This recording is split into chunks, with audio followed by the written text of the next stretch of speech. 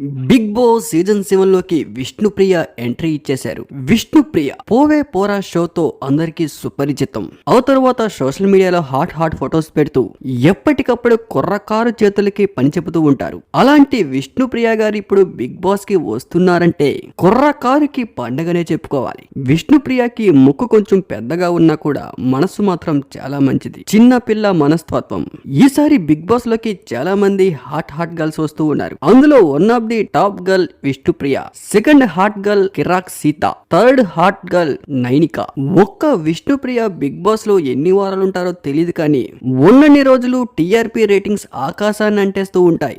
ఇప్పటికే అన్నపూర్ణ స్టూడియోలో Vishnupriya dance already complete అయిపోయింది. మరొక గంటలో హౌస్ లో కూడా ఎంట్రీ ఇచ్చేబోతున్నారు.